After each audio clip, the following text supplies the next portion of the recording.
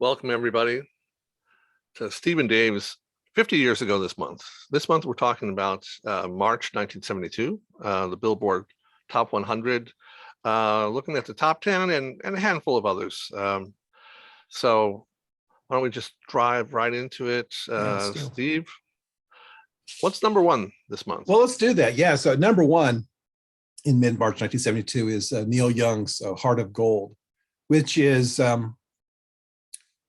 by far Neil Young's most successful single in the United States. I mean, Neil Young is not a singles artist, but you know, this song had really captured the attention of the wider public. I mean, this comes, of course, from his acclaimed album Harvest, and Harvest is considered, I think, by most people to be one of the great albums of the era, and one of Neil Young's best. You know, this is the time period in Neil Young's career where he is split, at least for the moment, split from Crosby, Stills, and Nash. He has recorded a couple years earlier, after the Gold Rush, which is a kind of combination of folk and rock. Then clearly Harvest, which is very much a kind of folk, if not kind of country album. And then in 1974, he records On the Beach, which is also a kind of folkish album. This is very much, I think, for Young, the phase in his career where he is really looking, is very introspective, and particularly the notion of kind of folk music, country music, which he had a lot of exposure to growing up in Canada. And he grew up, of course, and came of age in the 60s and toured in Canada alongside many folk artists, and many folk artists were his kind of compatriots early in his career. And like many people, many artists of that time, he was a big Bob Dylan fan, really liked what Dylan was doing. So yeah, in some ways it's kind of a natural development. I think that's right. It's not necessarily everyone's cup of tea. I think that for many people, they're drawn to Neil Young when he rocks, and when he rocks again, with Crazy Horse, for example. And there's something about some of this music, particularly Heart of Gold, quite frankly, that is a little too mellow, that compared to some of the other things he puts together. I mean, one of the notable things on Heart of Gold would be the people he works with. Heart of Gold is recorded alongside people like Ben Keith on pedal steel, Kenny Buttrey on drums, Tim Drummond on bass, Teddy Irwin on guitar. Neil famously, of course, adds the harmonica to Heart of Gold. I want to mention a couple people who are on backup. You may have heard of them, Linda Ronstadt and James Taylor. I mean, it's a kind of who's who of players. And that happened a lot with his sessions. Just get some people together and jam, and that was really behind a lot of what he was doing with his solo work. No, that's absolutely right. I mean, and at this point, I mean, Neil Young is really at the peak of his powers, and it's also the case that he spends a lot of time in Nashville in this period. In fact, this is where this particular song and album, most of the album, was recorded in Nashville. It's again, Heart of Gold is for, this is the high water mark as Neil Young as a singles artist in the United States. It and in a way kind of defines this kind of country sound that he's really exploring in this era. When did Dylan do Nashville Skyline? That had been earlier. Yeah, that had been the mid to late 60s. Okay.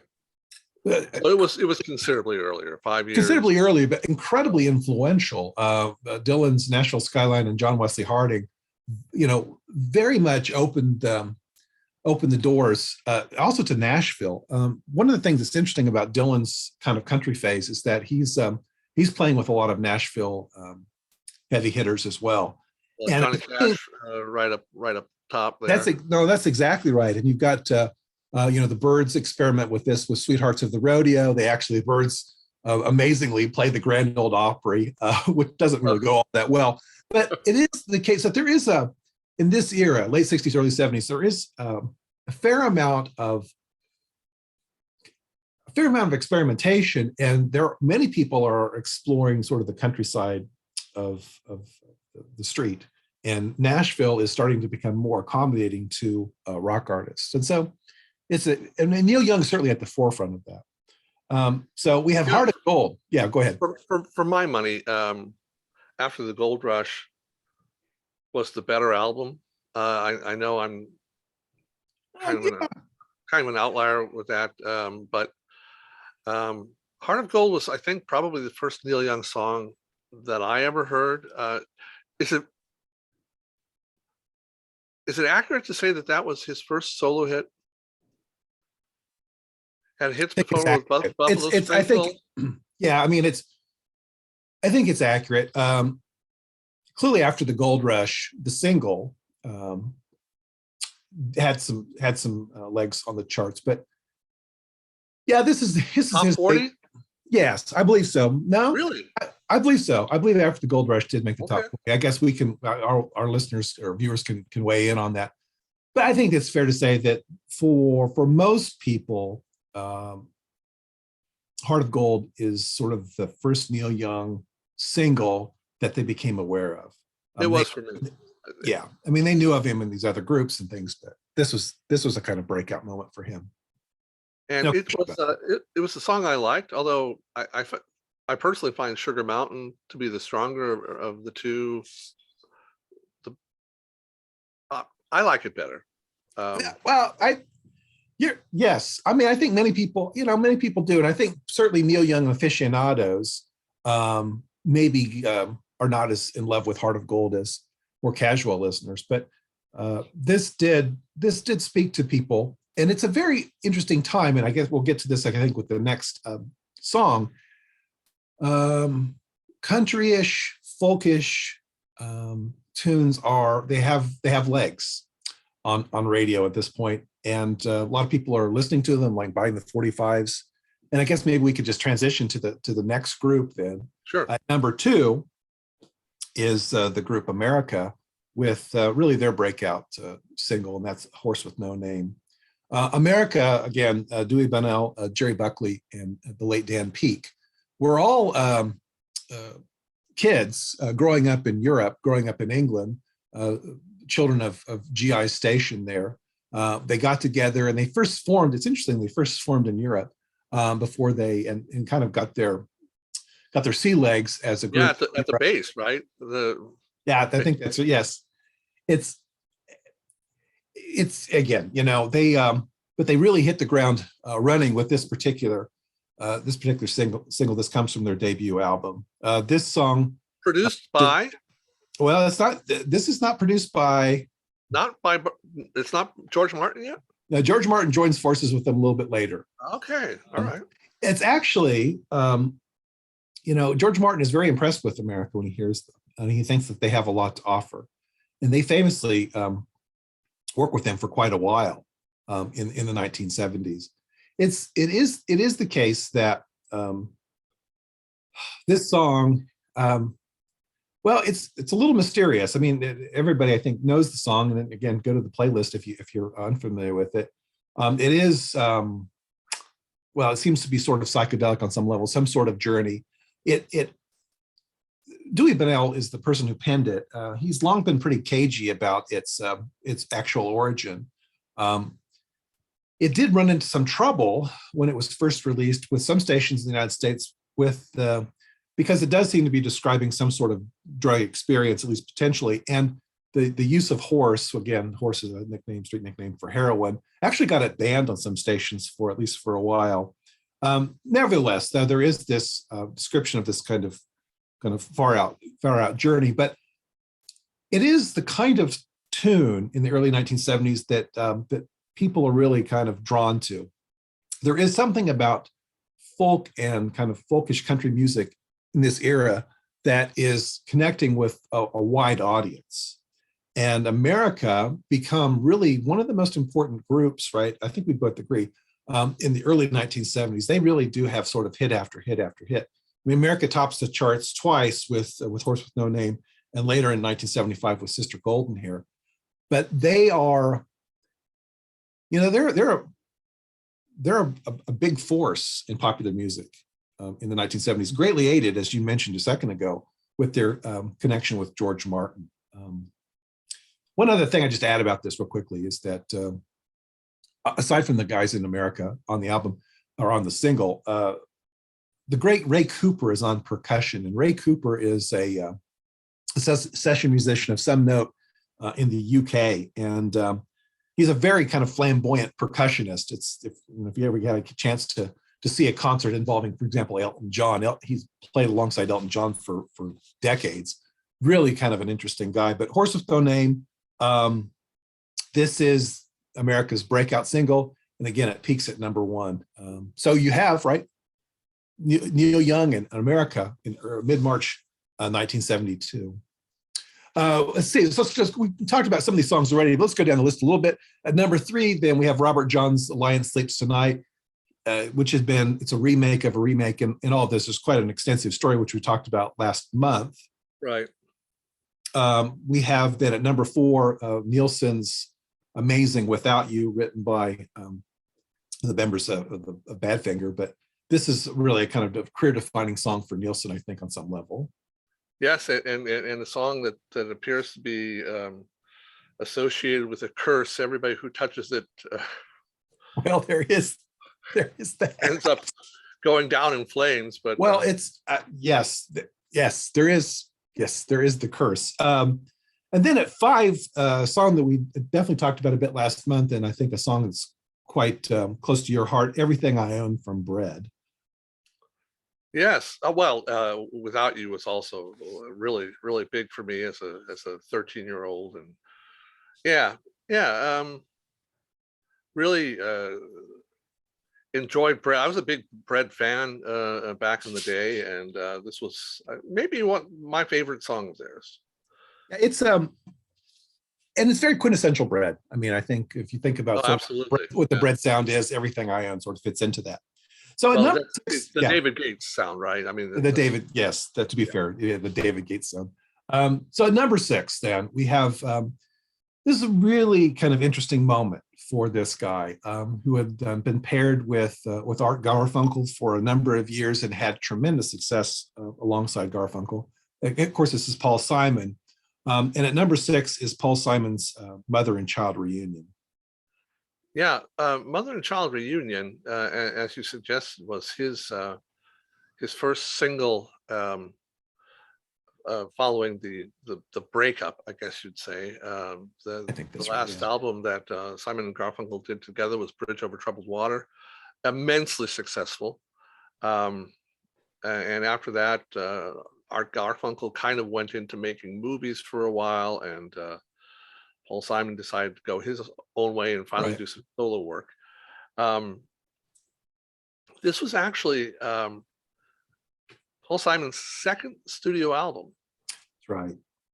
Second solo album. That's right. The first one was from 1965, the Paul Simon Songbook, Right. which was recorded and principally distributed in England during his stay there. Simon and Garfunkel had already put out Wednesday Morning 3 a.m., their first album, but it wasn't really getting legs. And so his first solo effort was after they had just after they had put out their first album as a duo.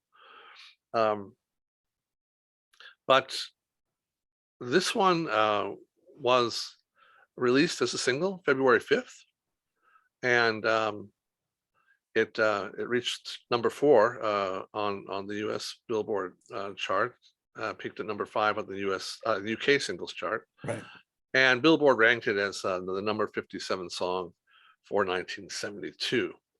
The song was recorded. Well, the music was recorded at the Dynamic Studio, Sound Studio in Kingston, Jamaica, with Jimmy Cliff's backing group. And this backing group was amazing. For part of them were members of the classic reggae group Toots and the Maytals. Yeah. And Toots and the Maytals were were big. Not as many people have heard of them, I think, as have heard about Bob Marley, but they were around first. They influenced Marley, and as I said, they were playing for Jimmy Cliff, not the Maytals themselves, but members.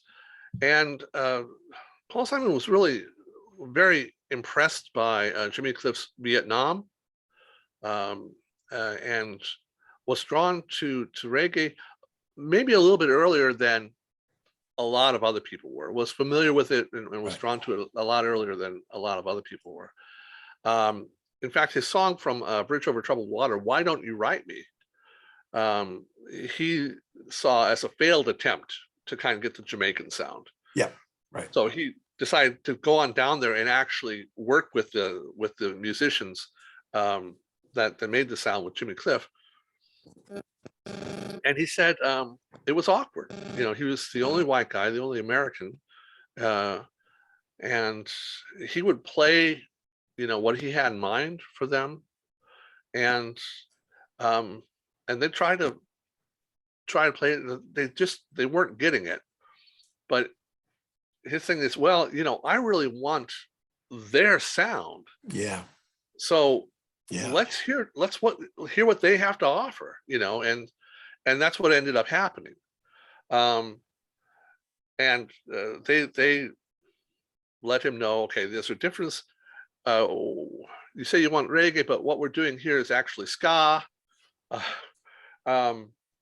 And they explained to him the difference between reggae, ska, blue beat, all that stuff. So it was an education for him, and we see this that Paul Simon is very eclectic in his tastes. Yes, that's exactly right. You know, going to Latin America, going to Jamaica, later on going to South Africa, right, for Graceland. So he is open to these to world music, and right. I think it's been very good for his career. Agreed. But at this time, when he's working with these guys, he doesn't even have lyrics for the song. It's just the music. Yeah. And so later on, when he got back to New York, he overdubbed piano. And by the way, that was Larry Knechtel on the piano. Of course. For this song as well, just like with Bridge Over Troubled Water and several other things that Simon and Garfunkel did. And the vocals. So first of all, he had to come up with some lyrics. Steve, what is the mother and child reunion? Do you know what that refers to? Well, my recollection of this is that it's some sort of reference to eggs, but I'm not certain. Egg, yeah, a chicken and egg dish from a Chinese restaurant menu.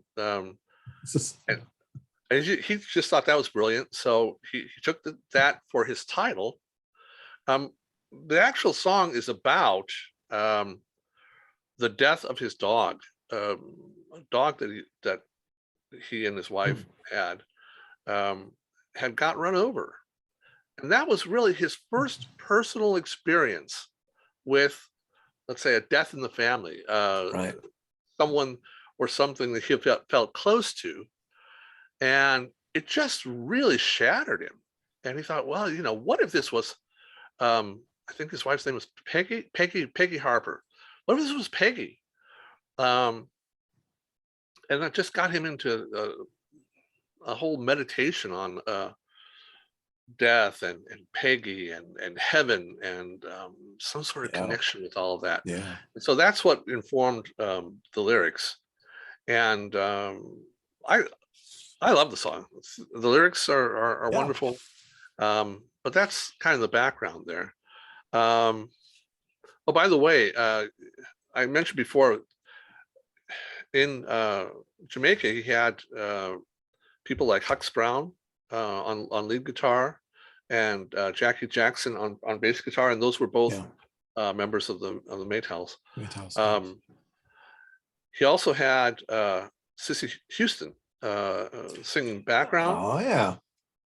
Cissy Houston, of course, is the mother of Whitney Houston, the aunt of Dionne Warwick. Dionne Warwick, Bacharach David's favorite singer. Yes, absolutely. Yeah, and background singer for a lot of the really huge artists back in the day before she That's went on absolutely to right. her own solo career. That's right. But Simon was kind of ahead of the trend when he released this. This was a year before Marley came out with his Island record albums, Mhm.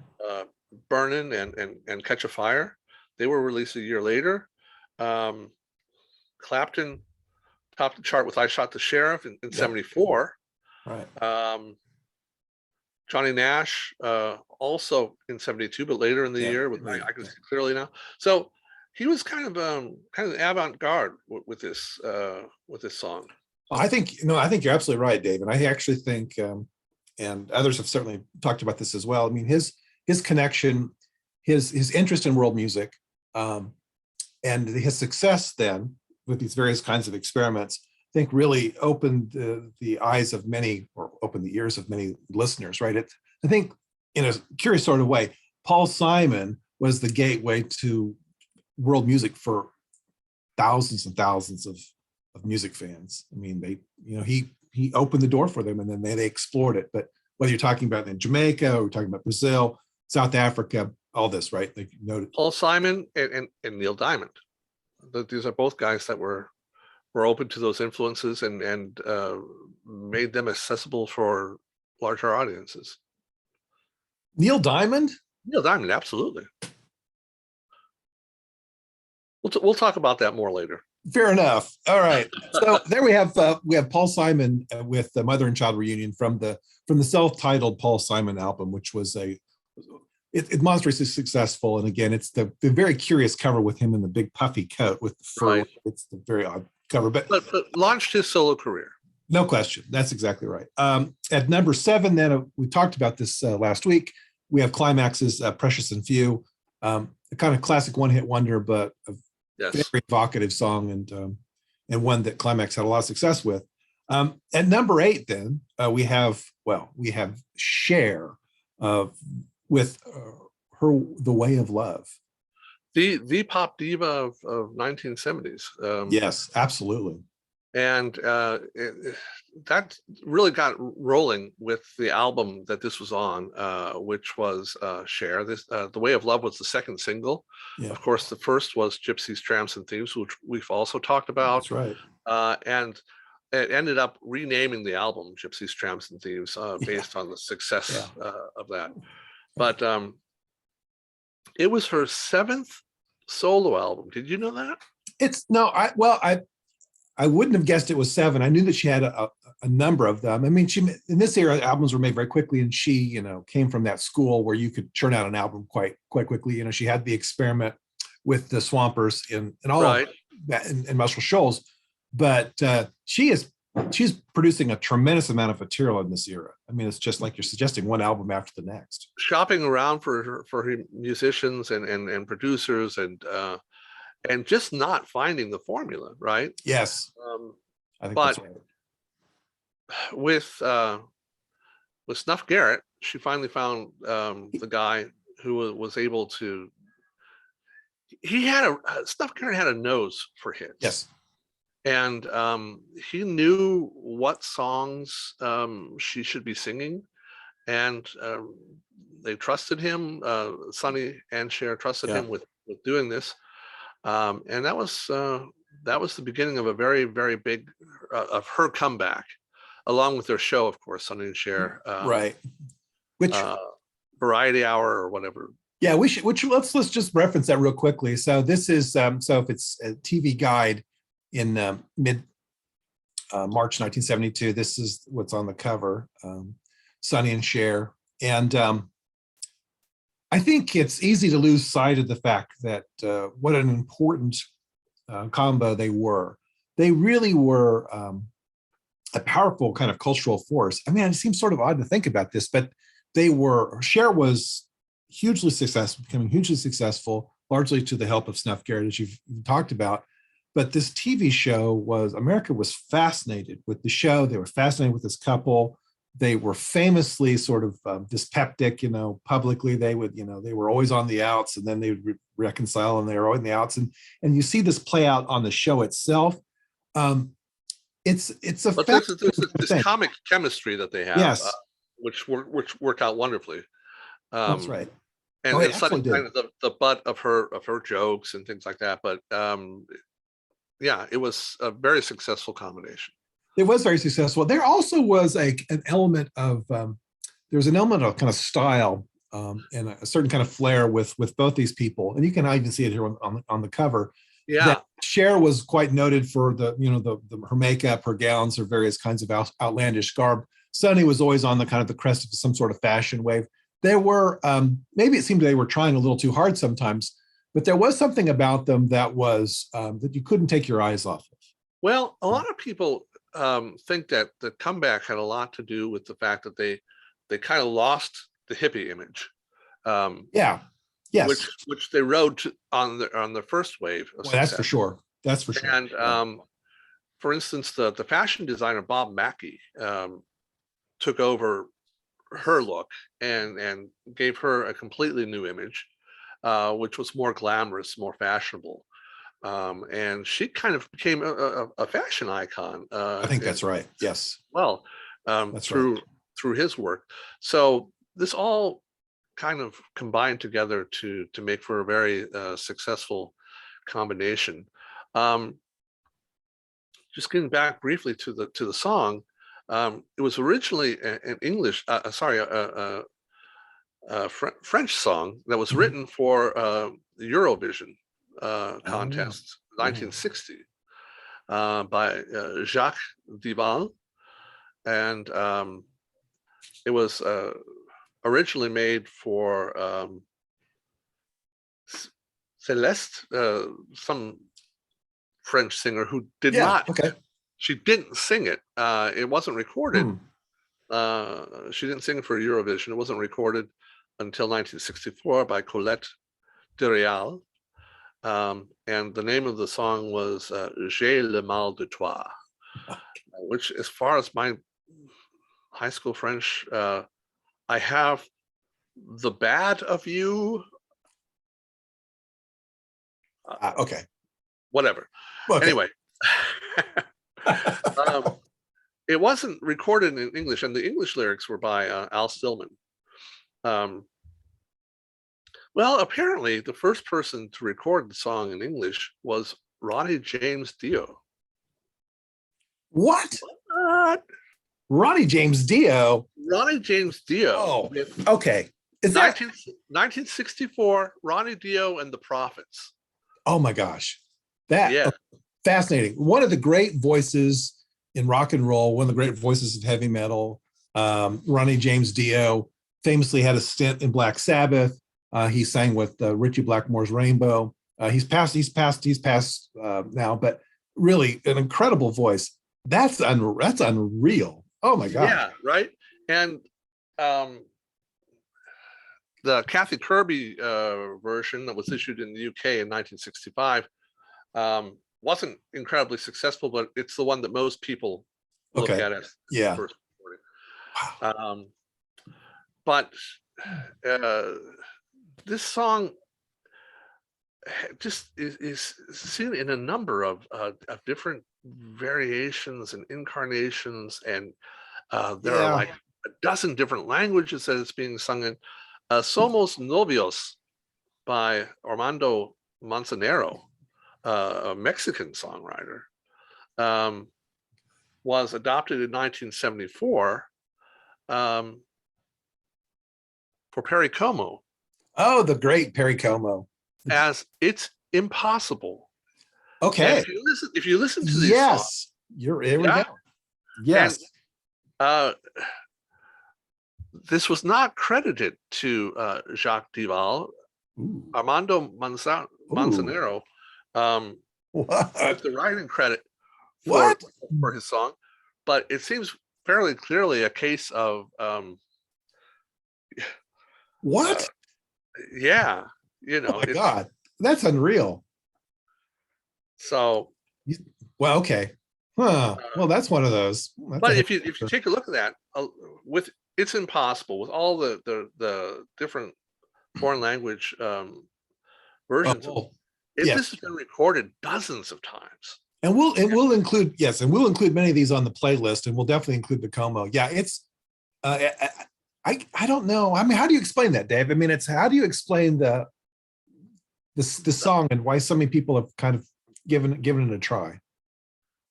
I don't know. It's mildly catchy, but Mildly, yeah. I don't, I don't find Yeah, it compelling I in don't any. either. I don't either. So I don't know, and then you commit plagiarism to sing it yourself and have other Well, people. I don't know. No kidding. Yeah. Well, for my money, I mean, if you're gonna, I mean, the It's Impossible kind of version of this is, well, it's far superior to this song. But Yes, yeah, I would agree with that as well. but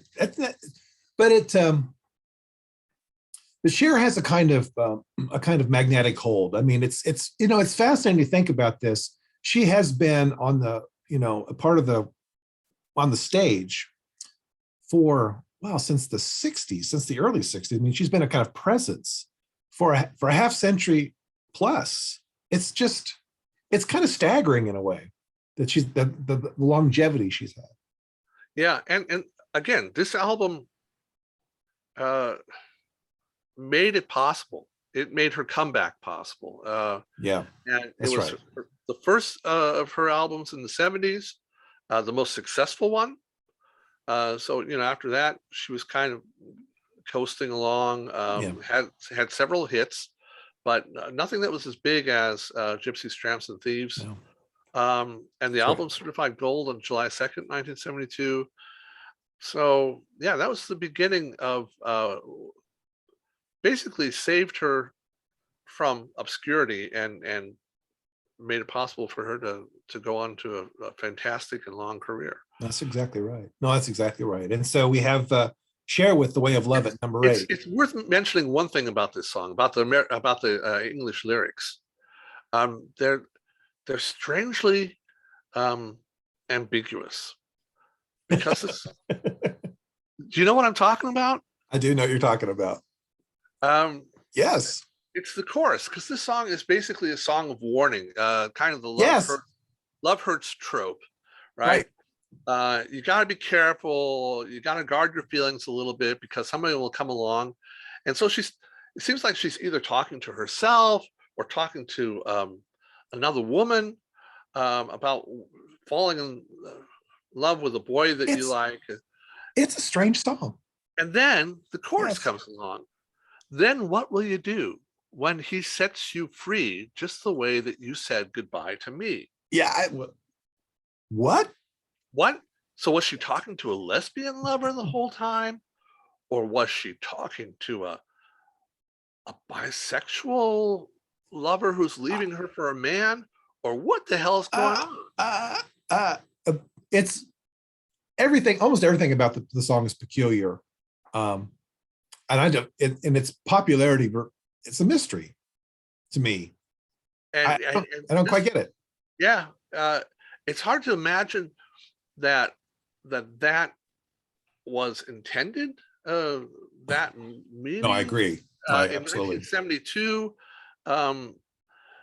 there just wasn't that kind of openness to any type of no, that's exactly right. relationships. On the other hand, Cher was hip enough that she must have understood the ambiguity. Oh, she certainly did. Yeah. Oh, absolutely. I mean, if anybody, Cher did. So yeah, interesting stuff. Yeah, absolutely. So at number 8, we have "Way of Love" with Cher. At number 9, I'll tell you what, if you make a Ronnie James Dio connection here, I will fall out of my chair. At number 9, we have the young Donny Osmond with "Puppy Love." Puppy Love. Yeah. Well, interesting. This was written by Paul Anka in 1960 for Annette Funicello. Yes. The Mouseketeer. Mouseketeer. And because she was a Mouseketeer, she wasn't allowed to date until she was 16.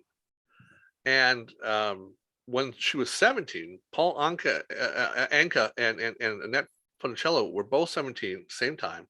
They were on tour together, and they fell in love.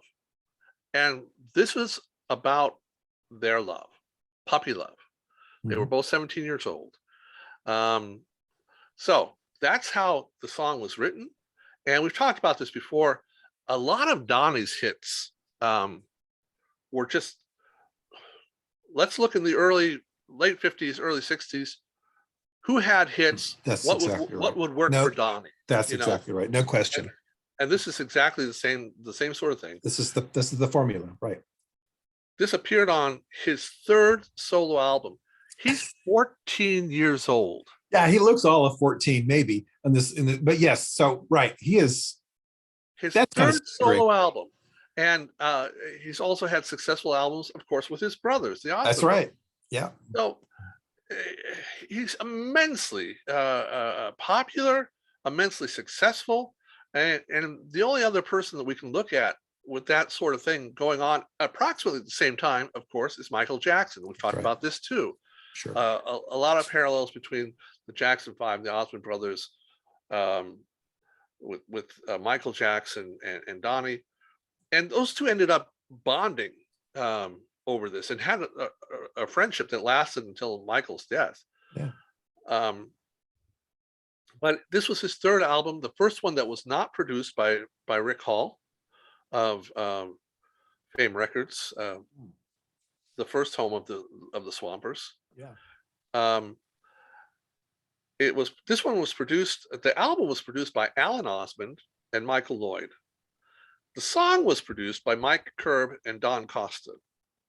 So there are a lot of producers going on. He's being handled very minutely. But the album peaked at number 6 on July 22nd, 1972, and it was certified gold December 30th, 1972. So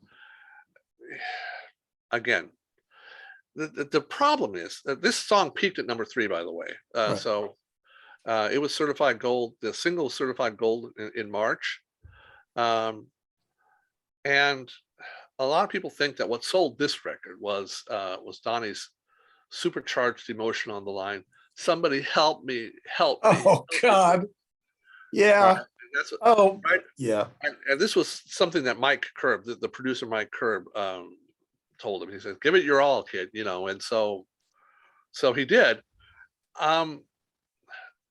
This song kind of encapsulates all of the regret that Donny Osmond had for about this period in his career. He said, quote, "It defined me as a teeny bopper. It wasn't the biggest hit of mine, but it's the one I'm mostly known for." That's exactly right. Right. Yeah. And he came to resent that, especially he was going through a dry spell in the 80s, couldn't get anything off the ground. Michael Jackson had Off the Wall and it was continuing on with his career. And he went to Michael Jackson and said, what do I have to do? What do I have to do to get back in the game? Right. And Michael Jackson said, "Well, you have to lose the name. Donny Osmond is poison." But yeah, he said he found that offensive, but it was true because the first hit that he had at the end of the 80s was by an unknown artist. People did not know who was singing it. I don't remember. I'm sorry, I don't have the title off the top of my head, but it's crazy. Rolling Stone wrote an article. There was an article that said the worst day for rock and roll was the day that Donny Osmond was born. I remember this. I mean, I remember this kind of venom. Yeah, he was crushed by that. Oh, and absolutely. He started acting out. He actually smashed a hotel room, kind of to prove his rock chops, I guess, or whatever the reason was. Well, imagine Donny Osmond smashing up a hotel room. Well, I pulled the covers off the bed or something like that. Leave them in a big heap on the floor. That's sort of how I would imagine it, but I don't Left know. the bed unmade, right? Yeah, that's right. Tip over a chair. Turn the Uh, TV to the wall or yeah, whatever. But but yeah, okay, but he was even acting out. It was something that really was eating and really ate at him for a long time. And it got to the point where he would not even play Puppy Love during his concerts. oh, Uh, absolutely. Yeah, how could you? and there was a show in New Jersey, left Puppy Love out of his set, but the crowd kept calling for it, so to get them off his case, he went back out and he told the band, let's do a heavy metal version of this. And he screamed, the lyrics and so on. And, a lot of the people in the audience got it and they were laughing. They found it was funny. But this is the story he tells. Quote, after the show, as I'm walking out of the stage door, there's all these fans waiting to get autographs. Right. This one lady stops me and says, why did you make fun of Puppy Love? And in a cocky way, I said, it's my song. I can do whatever I want to. And she said something that changed my life. She said, you may have had a hit with that song, but that song was a big part of my childhood memories. And you have no right to mess with my memories. That's so interesting. It just stopped me and it changed me. Yeah. I realized she's absolutely right.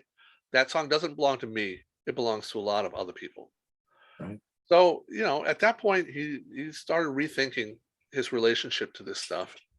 And he says, looking back now, I can be thankful for what it brought me and what it brought my career. One other story about this before we move on, because it's so quirky. During this period, March 1972, a Los Angeles DJ at KHJ, Robert W. Morgan, Mm-hmm. Yeah, very famous. played Donny Osmond's Puppy Love for 90 continuous minutes Oh, God. on his show on March 15th. And people started to worry and think he had been, kidnapped or was being held captive or something. They called the police. And the police went there, and thinking the hippies or anarchists or Black Panthers, who knows, had done something with this disc jockey. And it turned out it was just a publicity stunt. And so they left without having to do anything. But yeah, so that happened with the song too. It's Donny Osmond and the Osmonds, his brothers. At number 10 this week, you have the Osmonds with Down by the Lazy River. I think one of the things that we forget is that how hard the Osmonds worked and how hard the Osmonds wanted to be taken seriously as artists, and how they were almost completely disregarded. You mentioned the Rolling Stone article about Donny Osmond, the worst day ever. I mean, it was the venom was overwhelming, and they were at a certain point, and I think we're reaching this point in the early 70s, 1972. They were really swimming against the tide. That there, in terms of sort of critical acceptance and being sort of part of something more important, they were just never. That road was just going to be blocked. Nobody was really open to that. And the interesting thing is, this is maybe the one point where the experience of the Jackson Five and the Osmond brothers most differed. Yes, I think that's right. Good, yeah. Right, because the Jackson Five never really had that kind of disrespect. That's precisely right. From serious critics. I've often wondered that if that in fact boiled down to some degree the Osmonds' faith. I've often wondered that. I mean, I'm not necessarily. I think that played a role, and I do think that the a kind of anti-Mormon backlash was in play here, and it's something the Jacksons never would have to have encountered. Well, and you knew that the Osmonds were squeaky clean. Squeaky. You just smelled the soap, right? And the Jackson Five wasn't. They were nice kids, but they weren't like that. They were funky. But yeah, maybe you're right, because in terms of the music style, in terms of what they were doing, there wasn't that much difference. There's not that much difference. A lot of people heard One Bad Apple, the Osmond brothers, that's right, big hit, and thought it was the Jackson Five. That there was that kind of similarity. So maybe you're right. I wonder. Yeah, I do wonder about that. Hey, let's shift gears for just a second and just think about what's on the cover of Time magazine in mid-March 1972.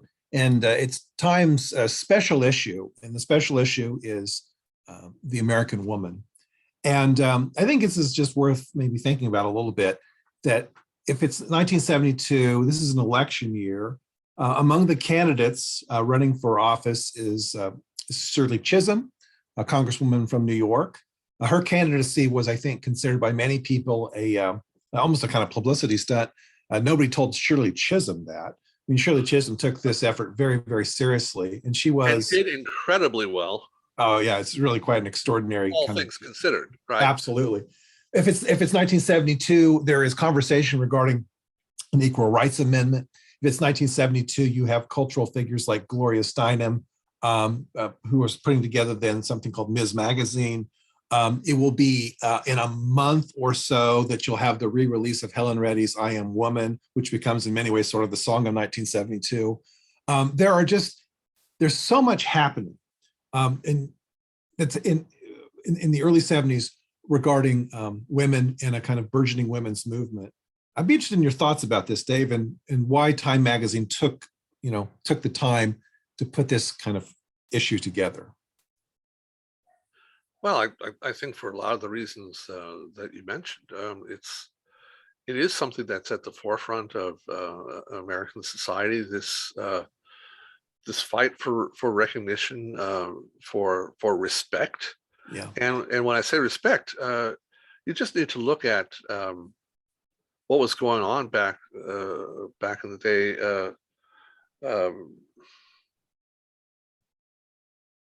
Watch an interview with Hugh Hefner and a couple of feminists. Yes. Help me out. Who was the host? Who am I thinking of? I think that was Dick Cavett. Dick Cavett, absolutely, that's right. Yeah, and we'll include this on the playlist. But right, and so Dick Cavett was just, oh yeah, incredibly misogynist and condescending. Yes, and Dick Cavett's a charming guy. He's a likable host, boy, he was all over. No, we'll include this in the playlist. This is a moment, it's a cultural moment where there clearly is something new afoot, and women are becoming, well, it's a much more assertive era, and you just have so many American men in particular, like just not able or not willing or not wanting to make the shift. And it's just like you say with the Cavett interview, you just like can't quite believe the language and the attitude. It's also the case that, I mean, a lot of this is happening very quickly. I mean, the introduction of oral contraception for women happens in 1960. We're only, a decade or so into this whole secular revolution, all these kinds of changes afoot. And everything's happening very rapidly. I mean, it's a very explosive era culturally. It's also the case that many people react very negatively to that. And I think one of the things that's sort of fascinating about this issue, if you can imagine a Phyllis Schlafly opening up the cover and then thumbing through Time magazine. You have this remarkable kind of backlash to this women's movement that's taking shape, and people really wanting to pump the brakes. I remember being at a barbershop and getting my hair cut, and on the television there was some woman's march or something, and the guys in the barbershop talking about how the women's movement, women's liberation meant the end of the family. I thought, what? Well, this is very my family's torn apart by these women, and that's the sort of backlash that you're talking about. And it was a large portion of the American public really did not warm to feminism in the early years. I think that's absolutely right. There's no question about that. And so one of the things that makes the 70s so compelling is that there are so many different things happening all at once.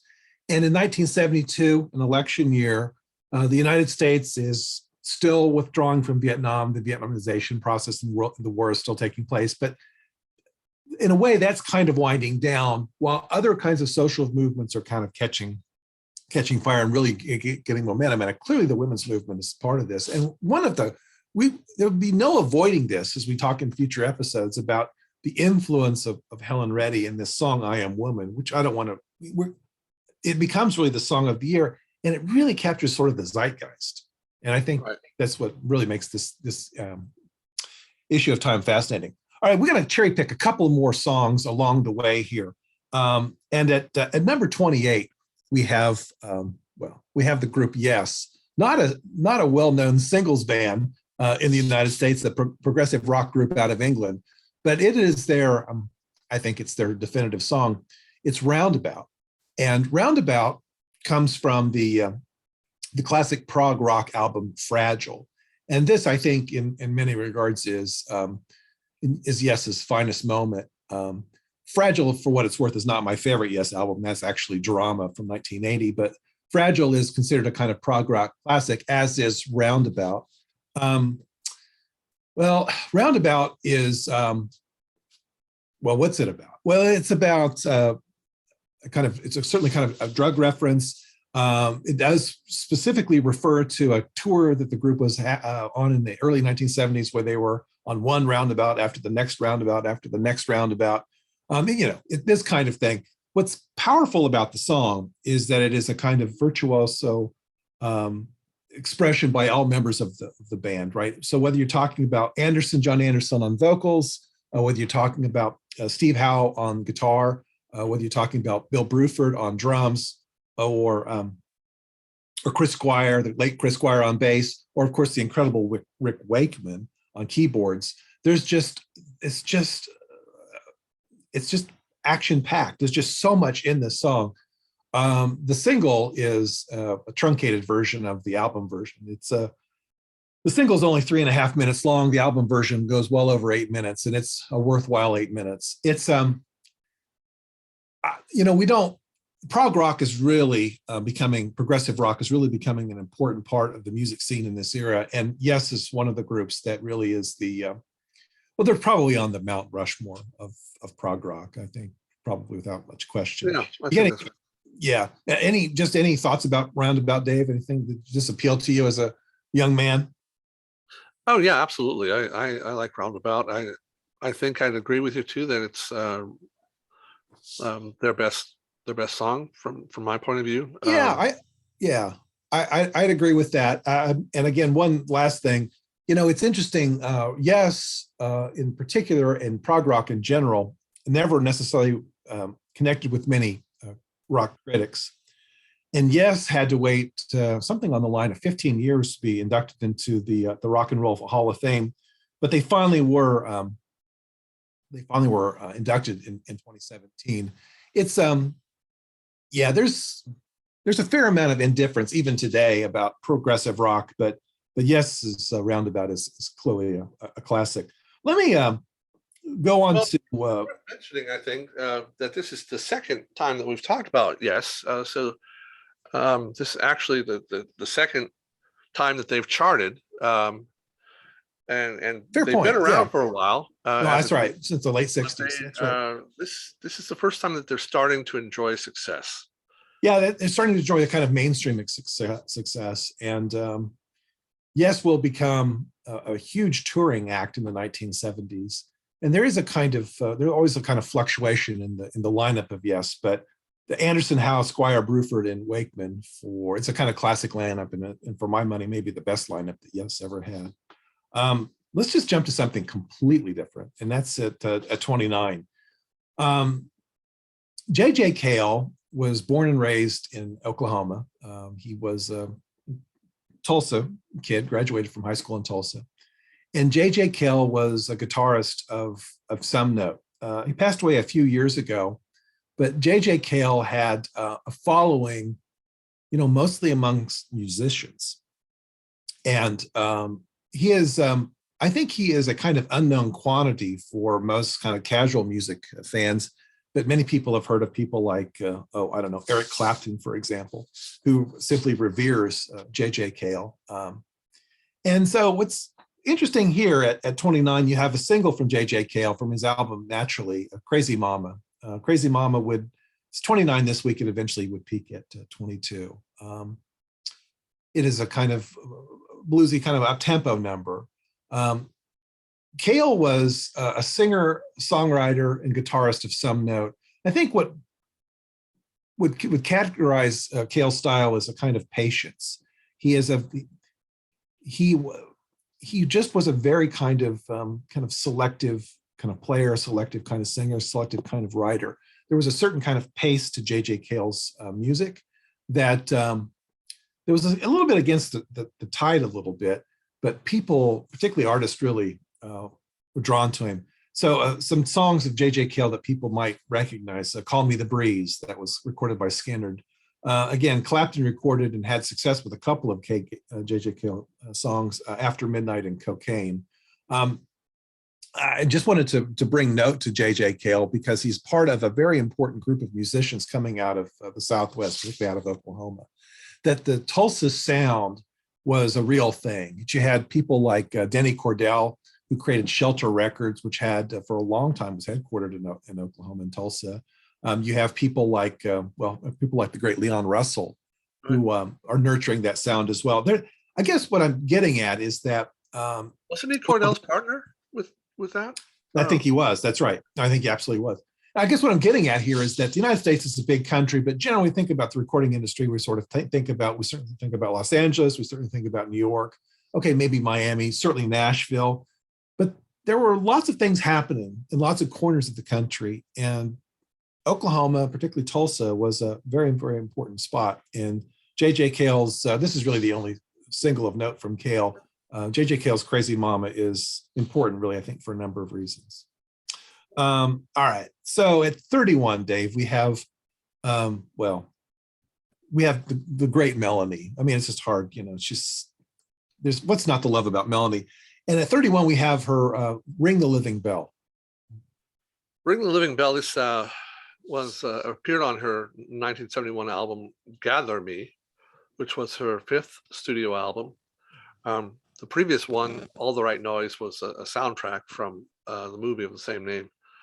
It was released in October 1971, and it also has her previous single hit, Brand New Key.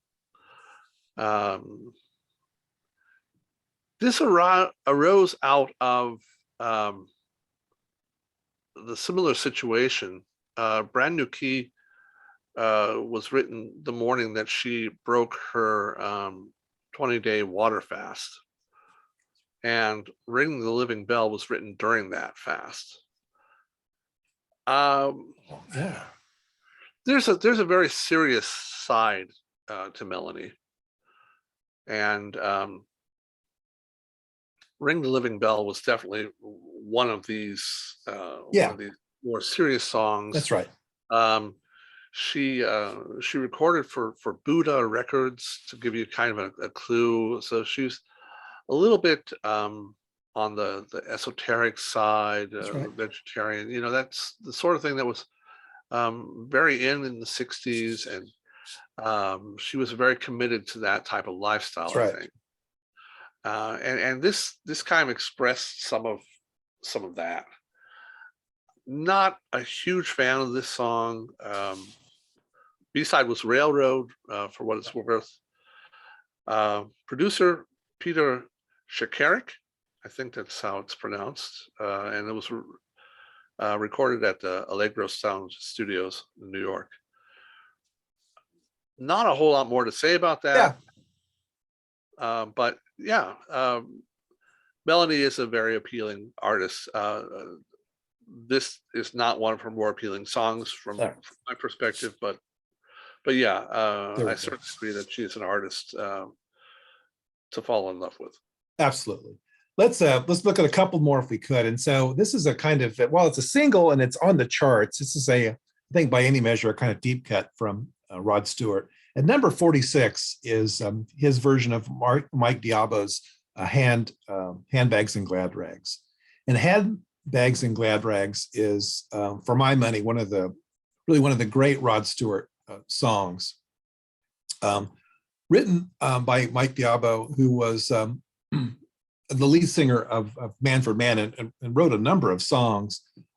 This was recorded by Stewart in 1969 on his An Old Raincoat Will Never Let You Down LP. And in 1969, Rod Stewart is in a transition phase. He's part of the Faces, but yet he's also then kind of moving into a kind of solo career. A couple of the Faces play on the album, Ronnie Wood and Ian McLaughlin. Interestingly, though, this song is a kind of re-release. And so it's recorded in 69, it's released in 72. I think for many people, this is sort of on anybody's kind of greatest hits of Rod Stewart. I mean, this would be maybe on a kind of side two of it, but it's a really an amazing song. I mean, it has, for example, this kind of classic oboe section that is it's just breathtaking. The oboist is sort of unknown to history. It was a session musician set up and not credited. And so it's not many songs with oboes in popular music and rock music, but again, Gladrags is right up there with the cowbell. That's right, with the cowbell. Yeah, more cowbell, please. More oboe, please. Gladrags refers then to fancy clothes, to kind of fashion clothes, and the essence of the song is really there's sort of more to life than fashion. That in order to there's something deeper, that you need to explore things that are deeper in life, and that there's meaning found in these deeper kinds of values. I think for many people who were not Rod Stewart fans, they became introduced to the song when it was used as the theme to The Office, the British version of The Office, the Ricky Gervais version of The Office, used famously as the opening theme. It's a plaintive number, but it really, I think, puts Rod Stewart, it really spotlights Rod Stewart's greatest skills as an interpreter. I mean, there is, and this is not breaking any kind of new ground. Rod Stewart is one of the great voices certainly of the 20th century, and his choice of material was, I think, sometimes just extraordinary. And not every great Rod Stewart song was on the top 10, and this, I think, is an example of that. So at 46, we have Handbags and Gladrags. I think a great tune. All right, so last thing, let's dig into. This is a really important band, an incredibly influential band. Not a band that spent much time on the pop charts, but I think was, extraordinarily influential band from the 1970s. At number 52, we have Black Sabbath's Iron Man. Right, and this may be their really signature hit. So, it was from their 1971 album Paranoid, which was their second studio album, produced by Roger Bain. It peaked at 52 and became, with that, their highest charting single. Yes. And knowing how big Black Sabbath is or has become, and how, as you said, how incredibly significant they are. Right. It just seems incredible that their biggest chart hit peaked at number 52. It just mind-blowing. But anyway, yes, clearly they had a huge influence on metal acts that followed. Just about any heavy metal act that came after was in some way or another influenced by Black Sabbath. This song has an interesting story. When Tommy Iommi, the lead guitarist, came up with his riff, and he said he just came up with a lot of his riffs spontaneously. This was one of them. But you start off with just a really basic beat, and then the bass, and then he starts off with his riff. Don, don, don, don, don. Ozzy Osbourne, hearing this riff for the first time, says it sounded like, quote, a big iron bloke walking about. Yes. So Yes. Iron Bloke became the placeholder title while the group was working on the song. Right. And the basis of the group, Geezer Butler, then wrote the lyrics, and he was very into science fiction and Yes. things like this. And a lot of people, myself included, I always assumed that Iron Man was inspired by the comic, the Marvel comic Right. series, Iron Man. Yeah. But it had nothing to do with that. Butler was not even familiar with that the comic. He's a British lad. He was reading other things. He knew Superman and Batman. Those were the comic Right. figures from America that he was familiar with. The song is about a guy who travels into the future and witnesses the apocalypse. And traveling back, he goes through some sort of magnetic storm, which turns him into a being out of iron. And when he tries to tell mankind about the approaching apocalypse, tries to warn them, he's ignored, mocked, shunned. So this kind of just puts him off, right? He just decides, all right, try to save these people, and they're punishing me for it, so I'm going to take my revenge. And that revenge then becomes the very apocalypse that he saw in the future that he came back to warn about. Actually, brilliant story. I think just amazing. But that's what the song's about. And Butler said, quote, "What I always attempted to do with my science fiction plots was to make these relevant to the modern world of the time. Yeah. So I brought war and politics in. It was also an era when the whole issue of pollution was starting to get attention. And this affected my thinking quite a bit," end quote. There is a lot more to Black Sabbath than maybe first meets the eye. I think that the group is far more sophisticated and nuanced than you might think it, again, at first blush. Iommi's story himself, the guitarist, he loses tips of his fingers. He has to sort of, make allowances for that. It's just, they overcome a lot. I don't think anybody in 1972 would have put any money down that 50 years later that Ozzy Osbourne would be a kind of cultural figure of note. Right. I mean, that's just kind of just unbelievable. But Sabbath was arguably, I think, the most important heavy metal group to come out of England, and was extraordinarily influential. And whatever heavy metal is or isn't today, I mean, you got to look to Sabbath as a kind of, it's the genesis of so much of that. Well, the song won spot number 317 in the Rolling Stones list of the 500 greatest songs of all time in 2004. VH1 ranked the song as the greatest heavy metal song of all time. So it's clearly it's a song that has great appreciation. And although it wasn't about the Marvel comic, they have kind of adapted it, kind of claimed it for themselves. Iron Man was the song was used in the end credits of the 2008 movie Iron Man. The trailer for the 2010 sequel, Iron Man 2.